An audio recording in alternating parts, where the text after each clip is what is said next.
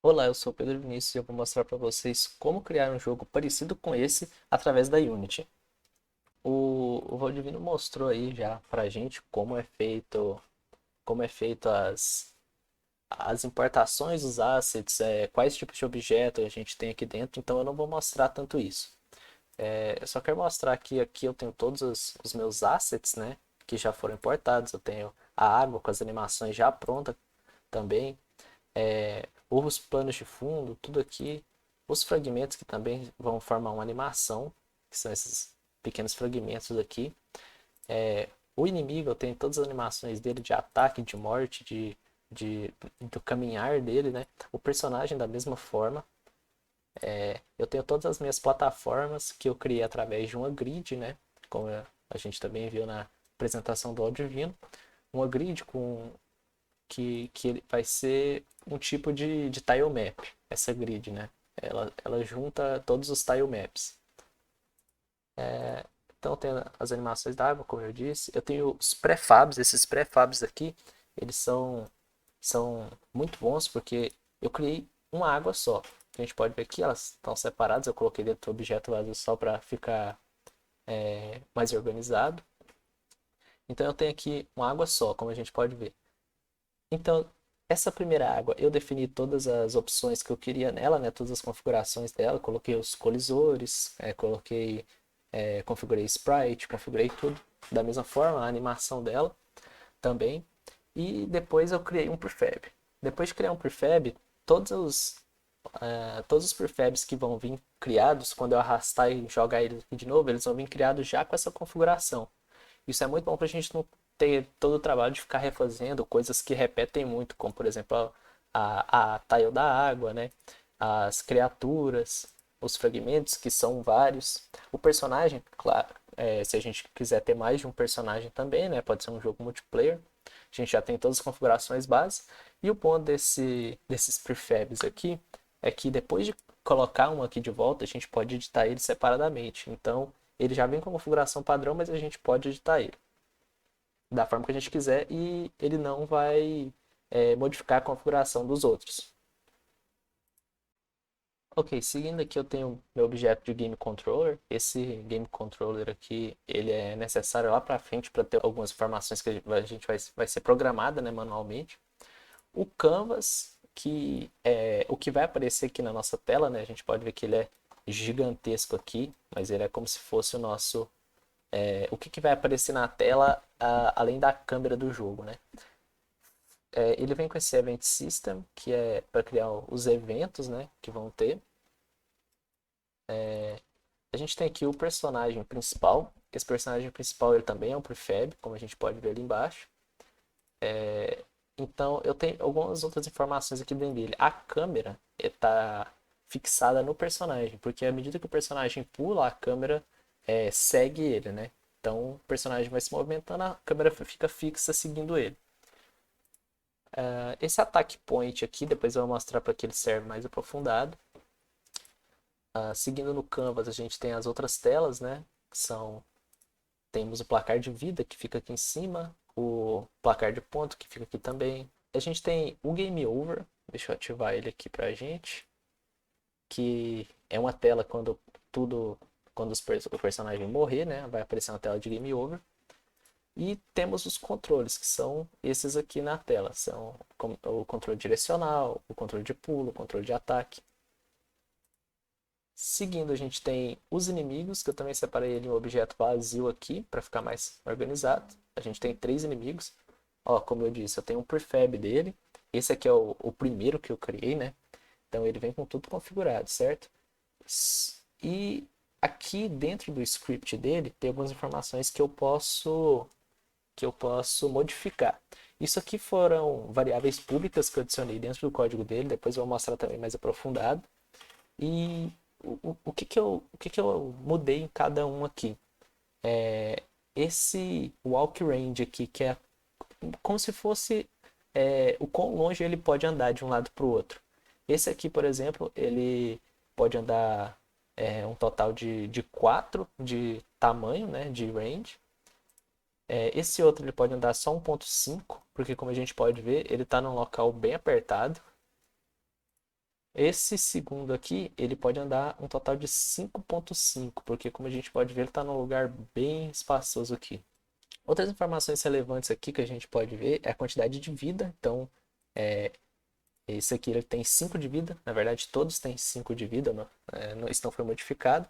E cada ataque dele tira 1 de vida. Como a gente pode ver aqui, nosso personagem tem 3 corações. Então, se o personagem tomar 3 hits, né, desses inimigos, ele acaba morrendo.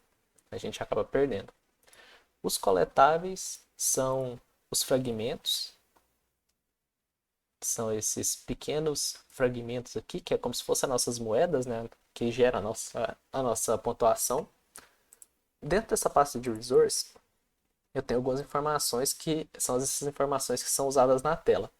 Essa pasta de resource, às vezes ela vem criada, no meu caso ela não veio, eu tive que criar, assim como o prefab.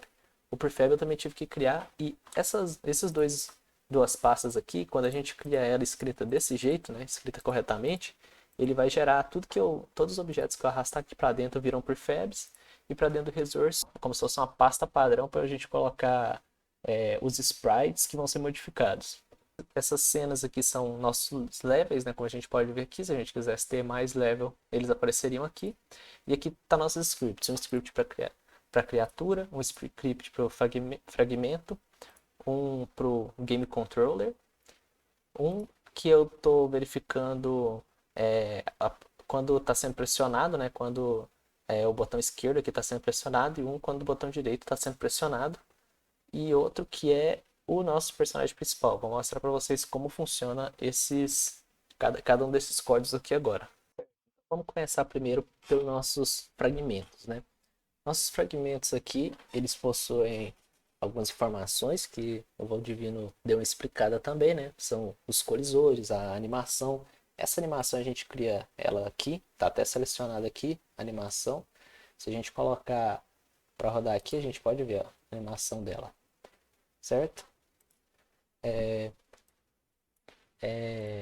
A gente consegue também, se ela talvez ela tenha, para esse mesmo objeto, ele tenha mais animações, como por exemplo o personagem, ele vai aparecer aqui, certo? Então, aqui está nosso script para ela, vou mostrar aqui agora, certo? Já abriu aqui o nosso script para dos fragmentos. Então, a primeira coisa que a gente precisa fazer é criar algumas variáveis para ela. Como a gente pode ver aqui, ele tem duas variáveis que são públicas, por isso que elas aparecem aqui, que são os pontos de fragmento e, o fade effect. Isso aqui é para ter uma animaçãozinha legal quando a gente pega ela. Depois eu vou mostrar também como foi criado. Então, esses fragmentos aqui é a quantidade de pontos que cada fragmento desse vai dar quando o personagem pega ele. Então, cada fragmento desse está dando 10 pontos. A gente criou ele, a gente tem ele criado aqui, o público também. Essas duas aqui não apareceu, elas são variáveis privadas. Esse sprite vai ser o sprite render, né? A gente vai pegar esse tipo de informação aqui, o sprite render, e o outro vai pegar o capsule equalizer. Quando a gente cria um script, isso aqui já é criado por padrão. Ele vem com essas informações aqui em cima, com a classe, né, já criada, e ele vem com essa estrutura de start e essa estrutura de update, sem essa parte aqui dentro, certo? Então, a gente precisa adicionar o resto, criar as variáveis, criar o que vai ser chamado dentro desse start aqui, já vem até escrito aqui pra gente, né, o próprio Unity cria isso. O start ele é chamado assim que o primeiro frame aparece na tela, né? O primeiro frame do objeto é criado. E o update é chamado a cada frame. Então, algumas vezes a gente não vai nem precisar dessas funções aqui de update, às vezes nem do start, quando a gente não precisar a gente pode apagar elas. Então, a única informação mais necessária que eu tenho aqui dentro é essa outra função que eu criei, que ele vai verificar quando a trigger está sendo chamada, né? Quando entrar no objeto que é uma trigger. O objeto que é uma trigger, a gente pode ver aqui, é esse próprio Capsule Collider. Ele é um colisor e ele está marcado como trigger. Então a gente vai chamar ele como quando for entrado na trigger em 2D, né? Porque é um objeto 2D. Ok, então a gente cria o que vai ser chamado, né? Ele vai receber um objeto do tipo collider 2D e a gente vai verificar se a tag do objeto, esse objeto que vai vir aqui para a gente é o objeto que encostou dentro dessa trigger. Não é o próprio objeto do fragmento. É, por exemplo, se cair, por exemplo, se a gente criar algum tipo de item e esse item cair dentro da trigger, vai retornar que foi esse objeto que caiu lá dentro. Nesse caso aqui, é para verificar se o nosso personagem está entrando em contato com o fragmento. Então a gente verifica se a tag do objeto que foi colidido é player. A tag a gente pode ver aqui em cima. Esse aqui está marcado como sem tag, né? Porque ele é o fragmento. Mas o nosso personagem, ele está marcado com a tag player. Já tem várias tags aqui que são criadas por padrão. Outras a gente pode vir aqui em adicionar tag e criar. Essas aqui são todas que são criadas, que eu criei. Certo? Então, o nosso player, né, é o único que está marcado com essa tag aqui. Então, quando ele encostar dentro do fragmento, ele vai ativar a trigger. Então, o que acontece? Quando eu ativar a trigger e eu verifico que foi o player que entrou dentro do colisor do nosso fragmento, então eu chamo o game controller, que é esse aqui, e chamo o update score text. Esse update score text é para a gente ficar adicionando aqui dentro desse texto a quantidade de pontos, né? Então, cada vez que a gente coleta um desses fragmentos, ele vai adicionar 10 pontos aqui. Então ele vai ficar somando e transformando em texto, porque isso aqui só aceita texto. Então, como a gente pode ver, ele vem aqui para dentro do update. Aí a gente tem um score padrão que a gente criou aqui, que é para verificar quanto que é o score, né? Para ficar sempre somando. Então o score vai receber o valor dele mais o valor do fragment points, que é o que está vindo lá de fragmento, né? O valor que está vindo do fragmento, como a gente definiu que era 10, vai ser sempre 10. E a gente está transformando isso em texto e passando para dentro do score.text. Esse score.text a gente pode ver aqui que ele é um tipo texto. Esse tipo texto é para a gente jogar ele do para a gente jogar ele dentro dentro da dentro da nossa UI, né? Que fica aqui dentro do Canvas. Como a gente pode ver aqui, o placar de pontos está separado também. Então ele vai vir para dentro desse tipo de objeto aqui. Então ele vai entrar nesse valor aqui. Voltando aqui para o nosso código, depois dele enviar a pontuação dele, alterar lá dentro do game controller qual que vai ser o valor da pontuação, né, que vai ser escrita em cima, ele vai pegar o sprite, que é, que é esse sprite aqui que a gente criou, que vai ser o sprite do fragmento, então vai ser esse aqui, vai pegar esse sprite render aqui e vai colocar o enable dele como falso. Então ele vai vir aqui e vai desativar, para deixar ele sem aparecer, certo? Eu vou pegar a cápsula dele, que é o nosso colisor, também vou desativar ela, que é para o nosso personagem, mesmo se passar aqui dentro, ele não vai colidir com ela de novo, gerando um bug aí de ficar adicionando pontos, já sendo que a gente já tinha coletado aquele fragmento. E ele vai ativar o nosso Fade Effects aqui. Nosso Fade Effects eu vou mostrar como é que ele funciona. E logo depois ele vai contar um segundo e vai destruir o objeto. Então a gente chama o destroy, que é criar, que é já da própria Unity, é uma função da própria Unity. A gente passa o game object, que é o nosso fragmento, e depois de um segundo ele vai ser destruído. Então vai ser dessa forma aqui. Isso aqui é feito para jogar no telefone, então não dá para mim clicar com o teclado, mas dá para mim emular como se fosse eu encostando na tela. Depois eu mostro ele funcionando no próprio telefone. Então a gente pode vir aqui, clicar, coletei, tá vendo isso que apareceu aqui? Esse efeito é aquele efeito que eu estava falando. Ó, então presta atenção, o que vai acontecer? A gente vai encostar nele, ele vai sumir todo esse sprite aqui, vai sumir o colisor, tanto que somou só 10 lá, e vai criar esse efeito, gerar esse efeito e depois ele vai ser destruído. Então a gente passa aqui, não vai ter mais ele. Ok, o próximo ponto que a gente vai ver, o próximo objeto que a gente vai ver, a gente vai vir aqui em scripts para ver quais que tem, né?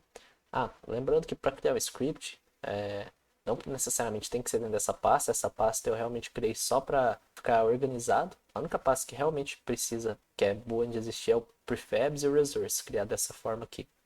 Então, para a gente criar um script, a gente vem aqui, clica com o botão direito, create um script em C Sharp, que é o que a gente está utilizando. Então, seguindo aqui, vamos ver o do personagem agora, né? Então, aqui também vem criado por padrão, essa parte aqui. O que eu precisei criar foi as variáveis que vão receber. E aqui também por padrão criado o start e o update. Eu só adicionei as informações dentro. Dessa vez aqui eu vou precisar do update, porque a cada frame eu tenho que verificar o movimento do personagem. Então aqui eu tenho algumas variáveis. Começando primeiro pelas públicas, né, que eu deixei mais separadinho, porque são muitas variáveis. Para começar aqui, a gente vai ver as variáveis que tem, que são essas variáveis. A velocidade de movimento dela, do personagem, né, que eu coloquei em 6.5, a gente pode aumentar e diminuir para deixar o personagem mais rápido ou mais lento. A força de pulo, que é o nosso Jump Force, quão alto o personagem vai pular, né? A vida, no caso 3, né? São os 3 corações que a gente tem aqui. O dano da espada dela vai ser 1. Então eu estou dando 1 de dano em cada inimigo por hit. Esse ataque point aqui, eu vou mostrar para vocês. Ele fica invisível aqui, mas ele é um ponto de ataque que fica mais ou menos nessa região aqui. Eu vou ativar a visualização dele aqui, porque tem que ser através de código também. Esse pequeno código aqui, ó, para visualizar o range do attack point. Então a gente habilita enquanto está editando, mas depois desabilita porque fica esteticamente mais bonito, né, e mais limpo. A gente volta aqui, ele vai compilar de novo, vai dar reload nos scripts. Ok, esse erro que está aparecendo aqui é porque antes de começar a gravar eu apaguei alguns elementos aqui que não seriam necessários, né? E aí ele está dando um erro que não está conseguindo achar esses objetos. Então a gente pode vir aqui no personagem e aqui a gente vai conseguir ver aqui o attack point. Então esse é o nosso range de ataque da personagem. A gente pode ver, eu calculei aqui o tamanho que seria mais ou menos o ataque dele. Aqui são todas as animações que a gente tem para o personagem. Então aqui ele ficaria no ataque. Então a gente pode ver, ó, ela ataca e esse é o range de ataque dela, seria o range máximo de ataque dela. Eu coloquei um pouquinho maior porque fica melhor na hora que você está jogando, né? Fica mais fácil de acertar o inimigo, vamos dizer assim, porque o range seria muito pequeno se fosse só onde é que está desenhado, né? Só onde é que o sprite pega. Certo, voltando aqui para quais que são as variáveis aqui. Então a gente tem o nosso attack point. Esse attack point vai receber esse próprio objeto aqui, né? O attack range dele que vai ser 8, que vai ser até quanto esse círculo vai crescer. Se a gente diminuir, ó, já vê que ele vai diminuir. A gente botar em 0.8, ele está no tamanho bom. A gente pode diminuir, pode arrastar eles, depois se a gente quiser. Esse enemy layer aqui é em qual layer que tá os meus inimigos. Todos os meus inimigos, eu coloquei ele na layer de enemies. A layer de enemies a gente pode ver aqui, ó, é a layer 8, a layer de enemies. Eu criei esse daqui. Então todos os meus inimigos estão na layer 8. A gente pode modificar essa layer em todos os objetos clicando aqui, ó. A gente tem uma layer para isso também. Então, no caso o meu está setado na layer de player, né? Certo. A gente tem quando o botão esquerdo for pressionado, esses botões aqui de direcional, esquerdo e o direito. Isso aqui é para pegar se eles estão sendo pressionados ou não. A gente usa ele na parte do código. Então, vou voltar esse daqui para como estava. Vamos subir aqui em cima para ver como é que foi feito o código. Então, assim que eu dou um start, eu pego o read body e o animator dele. Esse animator aqui é para modificar as animações, né, para fazer a alteração das animações. Esse read body 2D é para poder pegar a física, né, do objeto. A gente pode ver, por exemplo, a animação. A animação a gente vê através aqui. Eu vou mostrando a personagem primeiro, isso mais detalhado. No inimigo eu não vou mostrar tão detalhado assim.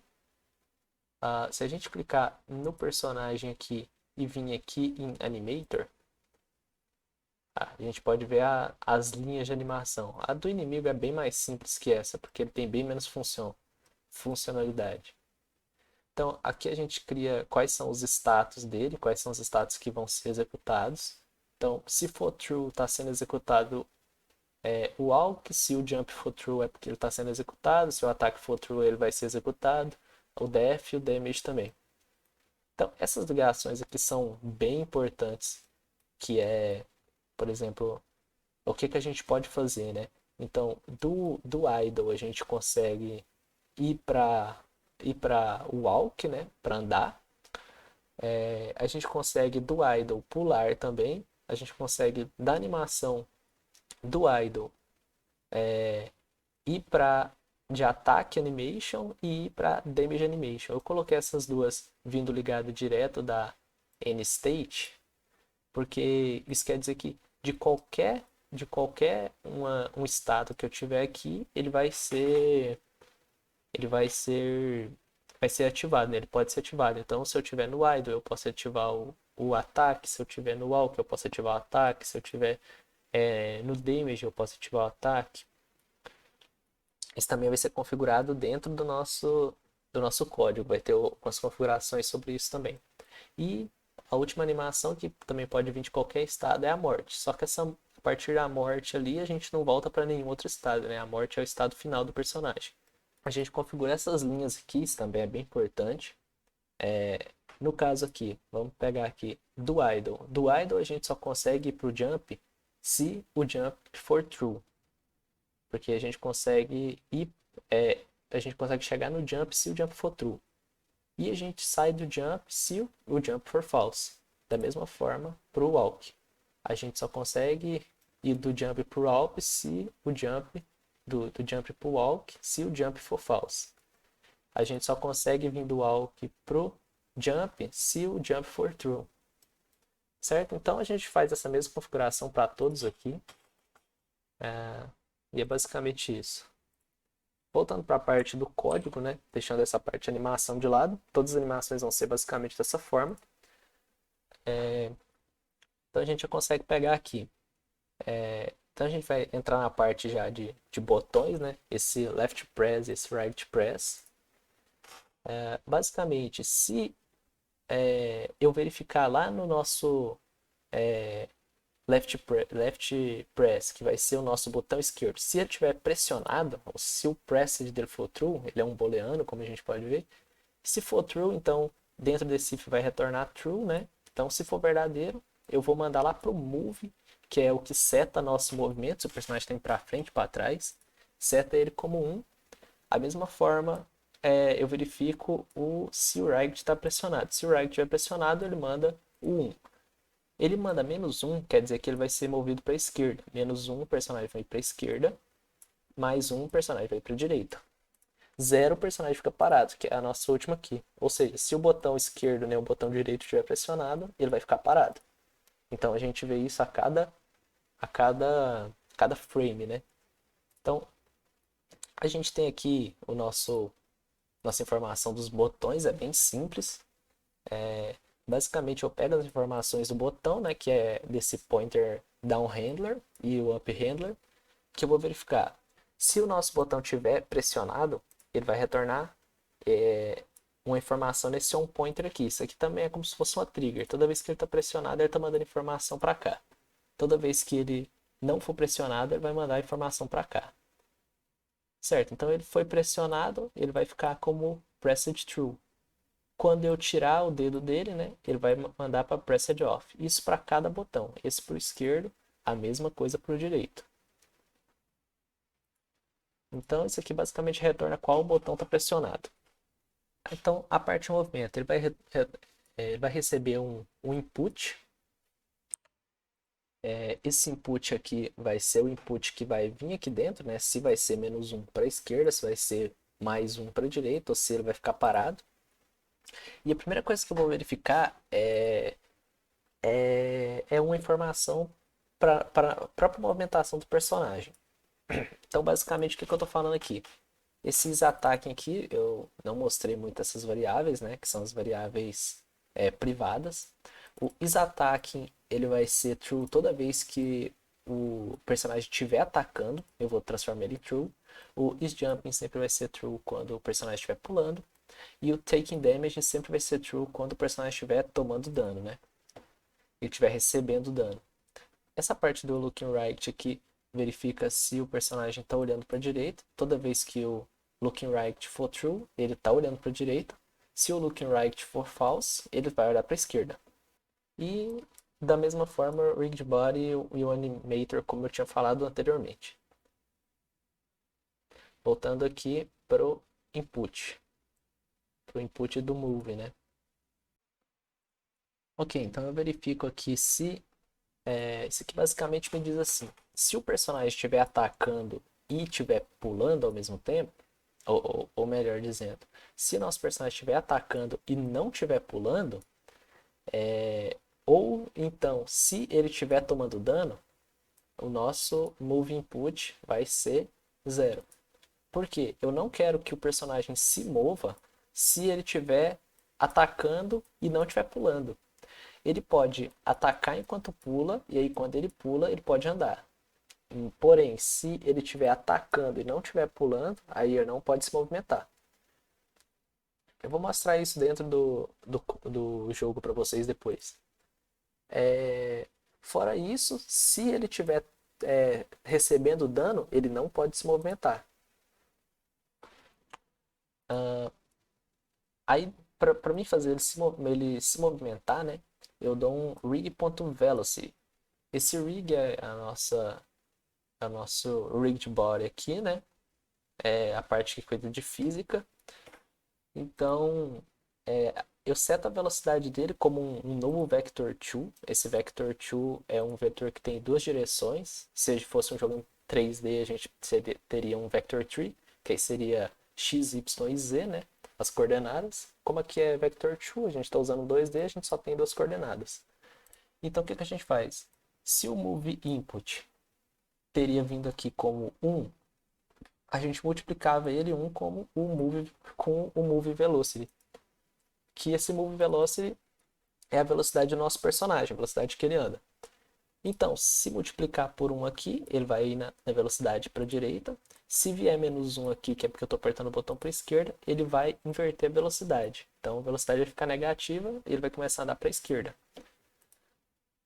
O nosso y, né, ele vai sim sempre igual. Então sempre eu seto o rig.velocity como y para ele continuar na mesma posição que ele está na posição y, porque essa parte aqui cuida só de movimento para direita e para esquerda e não para cima e para baixo, já que é um jogo só de plataforma, né? Ele não tem aquela visão superior que você pode andar em 4 eixos, só em 2. Somente o pulo, mas isso aqui não vai cuidar do pulo. Então, depois a gente verifica se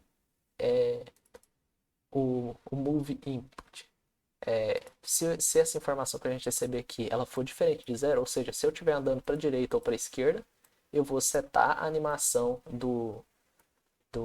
de andar, né, como true. Então eu vou iniciar a minha animação de andar. Se não, eu vou parar a minha animação de andar. Então, se for zero, eu paro a animação de andar. Se eu estiver andando, eu inicio a animação de andar. Ok, então eu verifico o seguinte. Esse looking right, lembra que eu disse que é para verificar se o personagem está andando, está virado para a direita ou para a esquerda? Então, a gente verifica isso agora.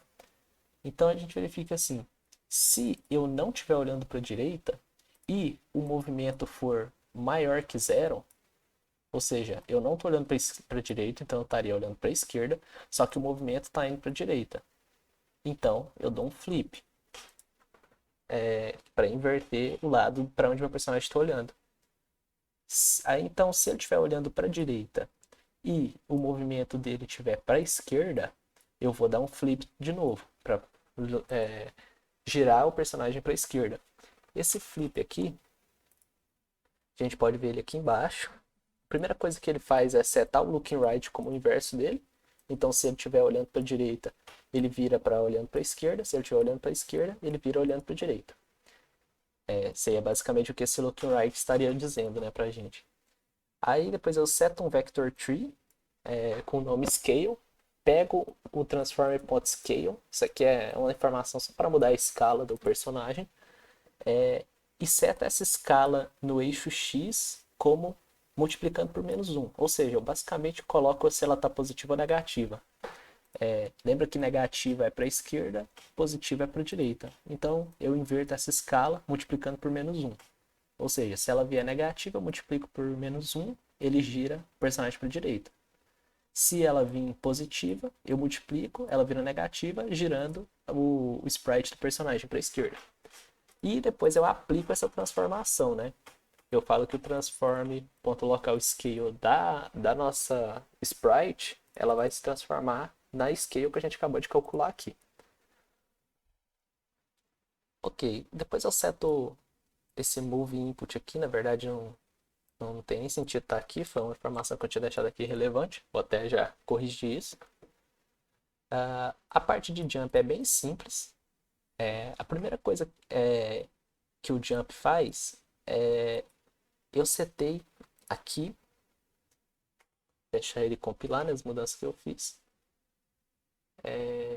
aqui nos controles, o ataque e o jump.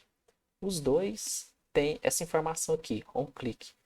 Quando ele for clicado, ele vai rodar de dentro do script da Lily, chamando a função jump, e no caso do ataque, chamando a função ataque. Então, toda vez que eu clicar nesses botões, eles vão chamar as funções que são essas aqui do nosso código. Então, eu cliquei no botão de pular, ele chama essa função.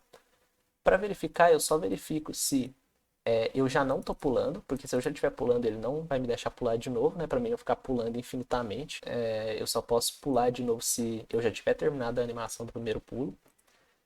Eu verifico se eu não estou atacando. Então, se eu não estiver pulando e não estiver atacando e não estiver tomando dano, aí eu posso pular. Se eu estiver recebendo alguma dessas três informações, ou seja, se eu estiver pulando, ou se eu estiver atacando, ou se eu estiver recebendo dano, o nosso personagem não pode pular. Então, se permitir o pulo dele, eu coloco um velocity setando a velocidade para cima dele, né? A velocidade no eixo Y, multiplicando pelo jump force, que é para ele dar um salto para cima. Jump force a gente setou esse valor aqui lá atrás também, porque ele é uma variável pública. O flip a gente já passou por ele, certo? Agora eu venho para a parte que é um pouco mais complicada, né? Essa parte que basicamente eu pego de uma trigger se ela recebeu uma colisão com um objeto com a tag água. Objeto com a tag água, obviamente, é o nosso objeto de água, né? Então, se o meu personagem colidir com a água, eu vou pegar o componente do meu sprite render, do meu personagem, vou pegar o sorting order dele e transformar em 3. Por que que eu faço isso? Bem, basicamente a layer onde está a água, a gente pode ver aqui, eu deixei a tela marcada, ela está como layer 4, ordering layer, certo? Então o que que eu quero que aconteça? Eu quero que quando meu personagem encosta na água, ele vá para trás da água. Então eu não quero que ele morra na frente da água, é como se ele tivesse caído dentro da água mesmo, então ele vai ficar na parte de trás. Então eu pego o order layer do meu personagem, que é 6, e transformo em 3 para ele ficar atrás da layer da água. E da mesma forma eu ativo o damage nele, né, que é uma função aqui também do nosso personagem, que é quando ele está tomando dano, e mando a quantidade 3. Então se eu cair na água eu morro direto, eu tomo 3 hits direto, certo? Então se eu. E também tem a outra parte, né? Se eu detectar colisão com um objeto que não for do tipo trigger. Trigger a gente verifica aqui, quando ele não for trigger eu verifico aqui. O meu objeto que não é trigger que eu quero verificar é a plataforma fixa. A plataforma fixa é um objeto que não é do que o colisor dele não é uma trigger, né? Então, eu verifico se a tag dele for plataforma fixa. Eu também setei lá nas tags, como eu tinha mostrado anteriormente, setando o personagem. Eu verifico assim, se eu encostei nela, o meu está pulando vira false. Ou seja, eu falo que eu estou encostado no chão, então eu não estou pulando. E seta a animação de pulo para false também. Então, eu encostei a primeira vez na colisão com a plataforma. É, então eu transformo o está pulando em falso e seto também a animação do jump como false, né? Eu desativo. Do contrário, se eu sair da colisão com plataforma fixa, eu vou falar que meu personagem está pulando e vou setar a animação de jump. Ou seja, essa animação e esse está pulando, eu não verifiquei ele dentro eu pulando, né? Dentro da função de jump. Eu verifiquei aqui porque a minha animação de queda e de pulo é a mesma. Então, então eu setei a mesma para os dois. Então, se eu não tiver nem clicado para pular, eu não cliquei no botão de pular, mas eu estiver caindo de uma plataforma na outra, eu vou setar ele como está pulando também. A próxima parte seria a parte de ataque. Essa parte é bem complexa, a gente pode ver pelo código aqui. Então, basicamente, se eu clicar no botão de ataque, ele vai entrar aqui dentro. Então, eu posso falar assim: eu posso atacar só se eu não estiver atacando já e eu não estiver tomando dano. Se eu estiver tomando dano ou se eu estiver atacando já, eu não posso atacar novamente. Então, eu já seto o ataque como true, porque se entrou aqui dentro, eu estou atacando. Seto a animação de ataque. E essa parte aqui é bem complicada. Eu crio um hit enemies com um collider 2D, um array de collider, né? E coloco o hit enemies. Isso aqui é porque, bem, eu vou bater em área. Eu vou dar dano nos personagens em área. Então, se tiver dois personagens dentro da minha área de ataque, eles vão entrar aqui dentro. Então, eu posso hitar mais de um personagem de uma vez, contanto que eles estejam na minha área de colisão. Beleza, eu vou chamar o Physics 2D do personagem, chamar o, o Overlap Circle. Isso aqui é para chamar aquele círculozinho que é o meu ataque range, né? Que é o ponto do meu ataque. Eu seto aquele círculo, verifico o início daquele círculo e o máximo que ele pode chegar e recebo e também verifico na layer dos inimigos, que é todas as layers dos meus inimigos. Então isso aqui vai retornar o quê? Todos os inimigos que tiver no meu ponto de ataque, dentro da range de ataque e for da layer dos inimigos, que eu setei também como uma variável pública, e joguei a layer dos inimigos aqui, então todo o personagem que tiver dentro do meu ponto de ataque, dentro do meu range, e for um inimigo, né, vai entrar aqui dentro. Então eu faço um for each em todos esses personagens, né, que vão tomar dano, que vão receber o dano, né? Então separo cada um, que é o que o for each faz. Ele cria um objeto de collider, que é um objeto só, e coloca todos os inimigos aqui dentro. Então ele pega cada inimigo que está dentro do nosso array e faz isso para ele, seta essa informação aqui para ele. Então o que eu faço? Aí eu jogo para dentro do componente da criatura, acesso a função de dano dela e passo o Sword Damage, que é a quantidade de dano que eu dou. Nesse caso é 1. Então eu mando lá para a criatura que ela vai receber 1 de dano. E também dou um impulso nela. Esse impulso que eu vou mostrar depois como é que funciona melhor, porque também tem no meu personagem. Segunda parte eu verifico, isso aqui é mais parte de verificação. Eu verifico se a animação de ataque terminou, isso aqui serve para isso. Eu seto o ataque como falso, seto a animação de ataque como falso. Isso aqui vai ser chamado quando? Isso aqui vai ser uma trigger. Essa trigger aqui vai ser chamada pela minha animação. Então a gente pode ver aqui, ó, eu tenho a ataque, certo? Quando eu chego lá no último frame, ou próximo do último frame, né? Eu seto uma trigger que quando ele chegar aqui perto do último frame, estiver praticamente terminando, eu vou chamar a trigger eu vou chamar a função do Sword Attack End, que é justamente essa função aqui, Sword Attack End. Então, chamando essa função aqui, eu falo que ele não está mais atacando, né? E seto como o ataque como terminado. Isso aqui serve de forma que se eu deixar a animação chegar aqui no final, ela vai iniciar novamente. Então, quando ela estiver terminando, eu seto ela como finalizada, ela não vai se repetir. O meu personagem também tem uma informação de quando ele tomar dano, né? Ele tá pública porque quem vai acessar isso aqui vai ser de fora, ou seja, vai ser o inimigo que vai mandar, que vai acessar essa função e vai mandar a quantidade de dano que ele está acertando em mim. Então o que eu faço? Eu recebo essa quantidade de dano que o inimigo vai dar em mim, ou no caso também quando eu caio na água, né? A gente pode ver aqui em cima, eu mando aqui pro damage e eu mandei com a quantidade 3, ou seja, eu já vim aqui diminuir a vida dele em 3 de uma vez só.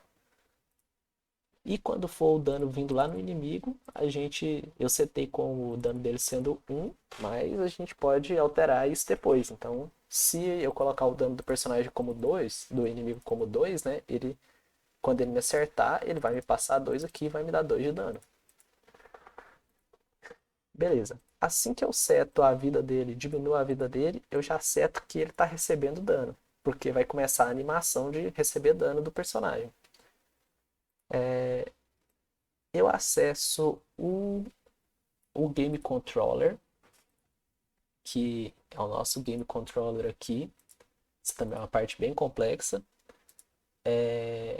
Eu seto a instância desse Game Controller, vou na função de Update Life State e passo a vida atual minha para ele.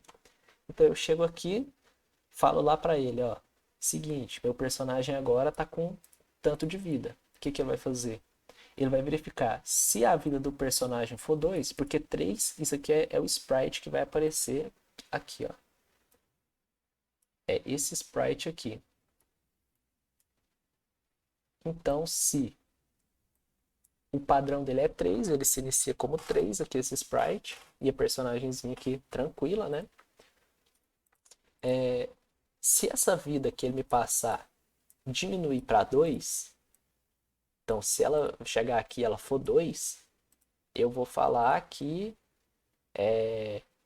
a minha life image, que essa life image aqui é a variável que representa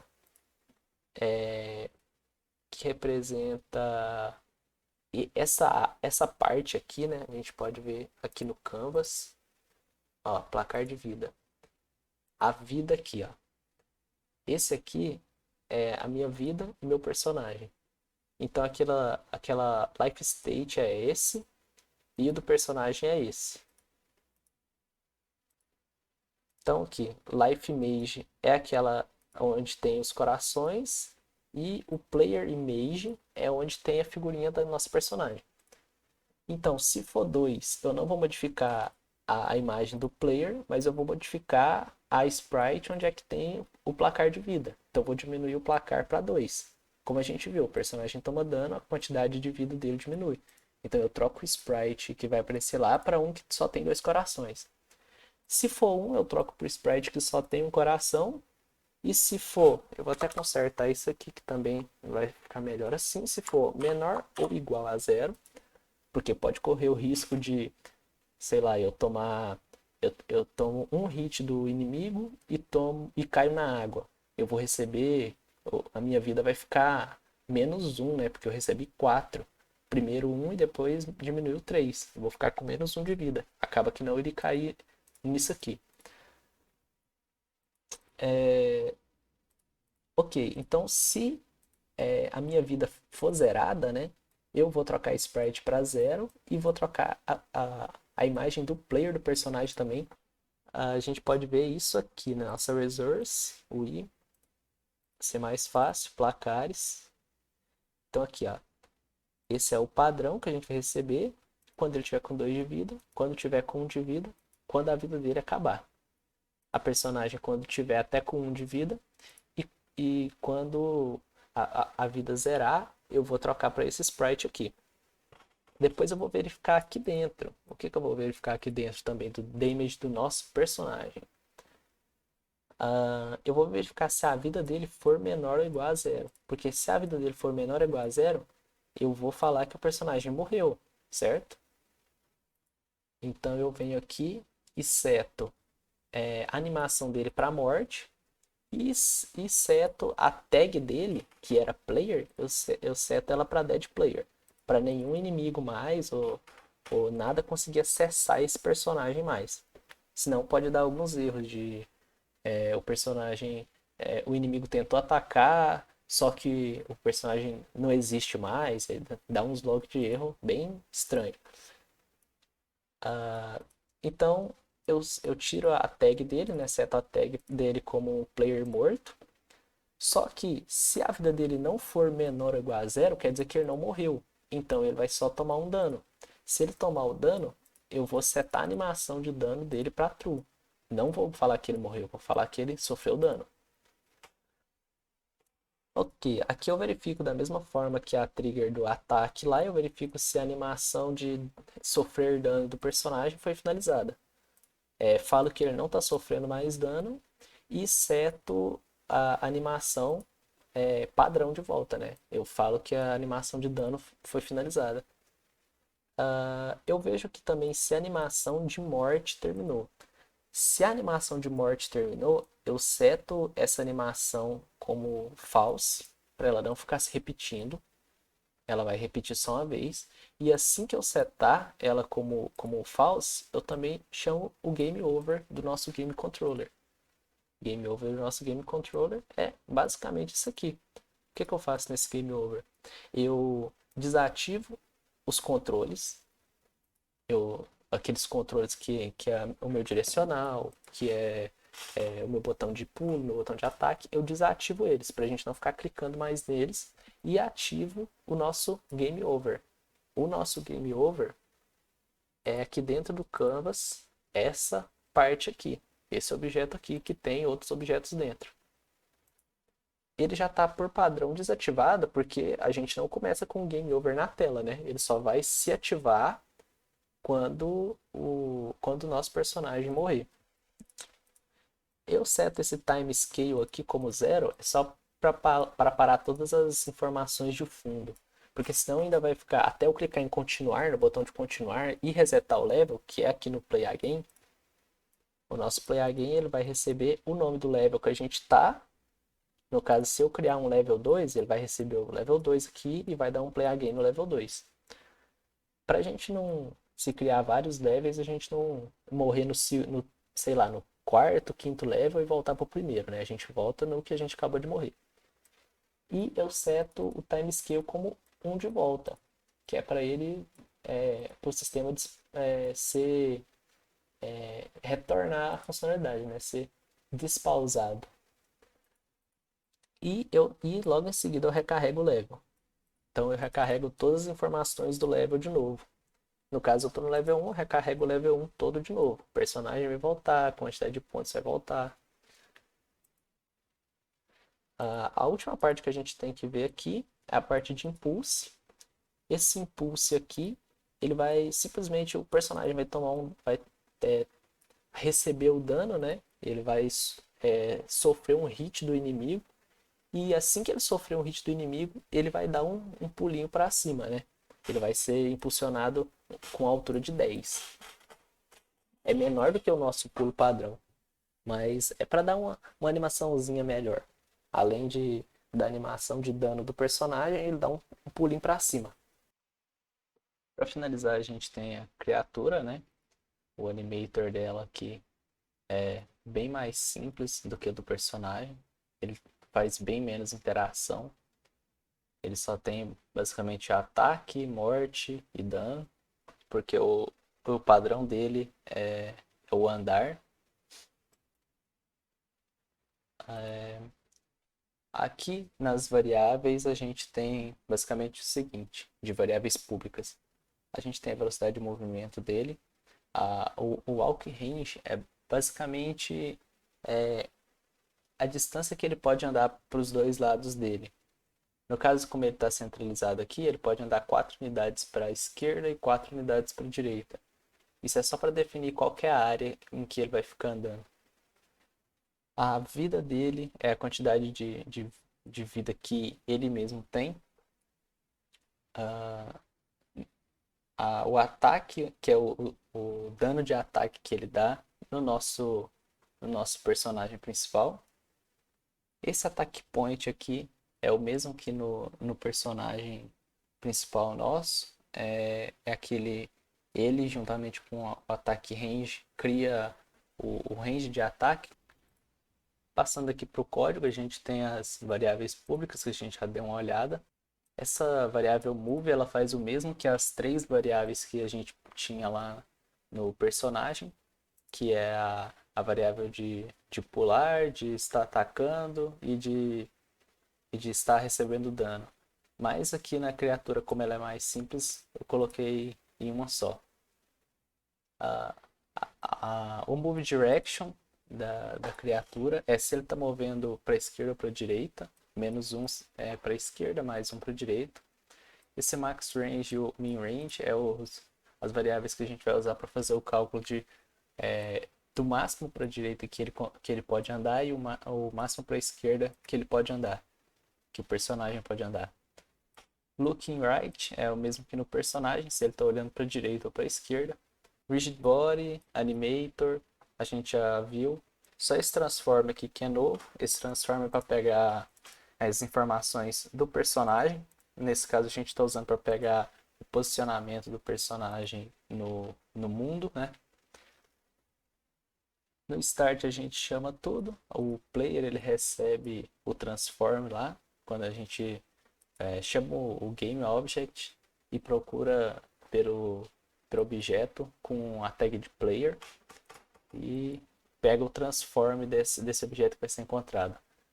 Só tem o nosso player principal, né, com essa tag, não tem nenhum outro que usa essa tag, então só vai encontrar ele. Aqui a gente verifica qual vai ser o max range e o min range, que é, como eu disse, aquele que vai definir o máximo e o mínimo que ele pode andar para a direita e para a esquerda. A função de update vai ficar verificando algumas coisas, por exemplo, Sempre que ele estiver olhando para a direita e a posição dele for maior ou igual à máxima posição que ele tem, ou seja, se ele estiver fora ou em cima da área máxima que ele pode andar, ele estiver olhando para a direita, então ele vai virar para a esquerda. Mesma coisa, se ele estiver olhando para a esquerda e a área máxima que ele chegar lá na esquerda, se ele atingir, né, a área máxima que ele chegar na esquerda, ele vai dar um flip virando a frente dele para a direita. O move vai ser chamado a toda interação do update. O init attack também, que vai verificar se vai ser se vai realizar um ataque ou não. O nosso move, ele tem um rig velocity, é a mesma ideia que o personagem. A única diferença é que a gente não tem nenhum botão que gere a movimentação. Então ele basicamente verifica se o personagem pode se mover, que é o que essa variável identifica, e a gente coloca um move direction vezes a velocidade. Então no caso desse move direction, se ele tiver para a direita, ele vai ser um positivo, então ele vai continuar movendo para a direita. Se ele estiver movendo para a esquerda, ele vai ser -1, ele vai inverter e vai andar pro lado da esquerda. Se ele não puder se mover, então a gente vai mandar o personagem parar. Ou seja, ele vai deixar zero na velocidade. O flip a gente já viu, é a mesma ideia que do personagem. A única diferença é o move direction, que junto com o look right identifica para qual lado o nosso inimigo está andando. Esse on trigger stay, esse é um pouco diferente do que estava no nosso player. Ele basicamente aqui ele identifica se o colisor é o player, então o colisor que entrou dentro dessa trigger, se ele é o player, e se ele está dentro da área máxima que o nosso inimigo pode andar. Vou mostrar aqui como funciona. Esse aqui é o colisor trigger, esse que está para trás do inimigo. Então, se a posição máxima que esse personagem aqui pode andar, por exemplo, ele chega até o canto do precipício aqui e até o canto da caixa. Então, se o personagem entrar dentro, se o nosso personagem principal entrar dentro desse range aqui, que é essa trigger, dentro da área que o inimigo pode se locomover, o inimigo vai virar para trás e ir atrás do nosso personagem principal.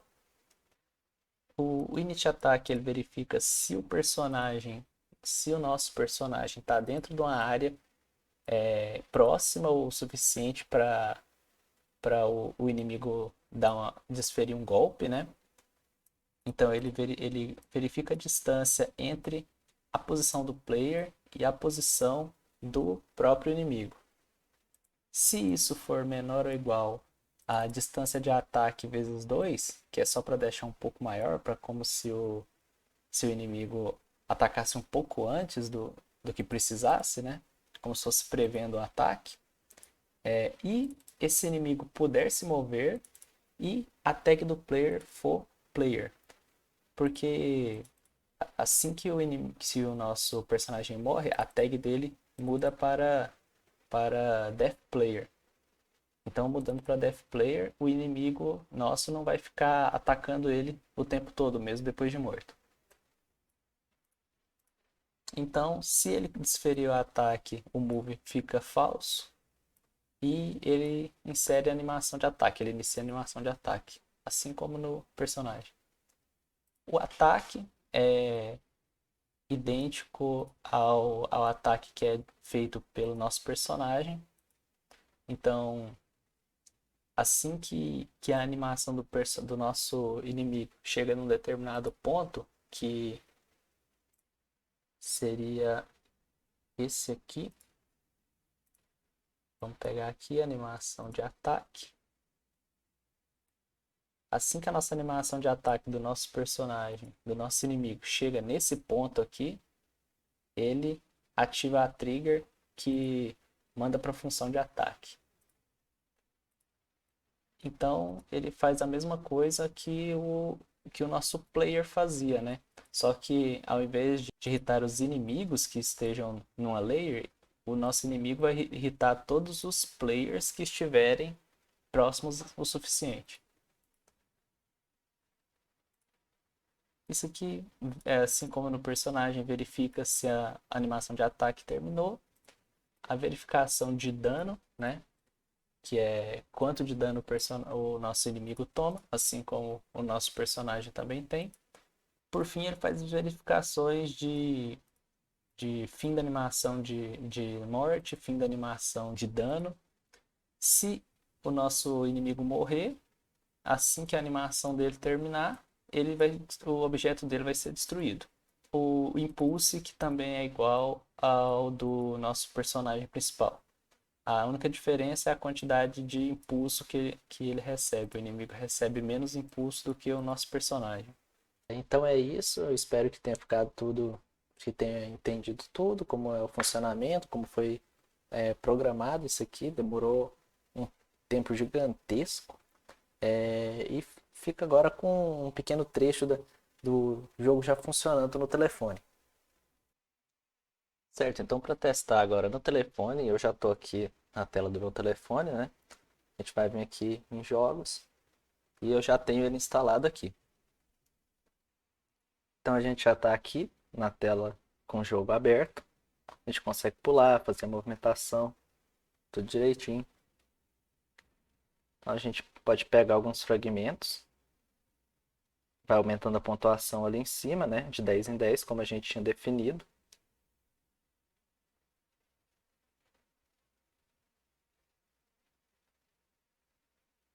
Faltam ali em cima, eu deixo ele para trás. Vamos tentar atacar o nosso inimigo aqui. Ele precisa de 5 hits para morrer, né? A gente conseguiu matar o nosso primeiro inimigo. A gente faz o pulo aqui. Consegue pegar mais fragmentos. Enquanto isso vai incrementando o valor dos fragmentos. Tudo funcionando como a gente queria. A gente tem outro inimigo aqui. Vamos deixar esse inimigo atacar a gente umas vezes. Aí. A gente tomou 2 hits, perdeu 2 corações ali em cima.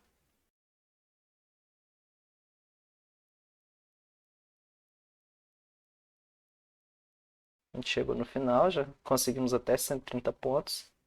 Vamos tentar matar mais esse inimigo. A gente acabou morrendo. Então ele já vem aqui para a tela de Game Over, né?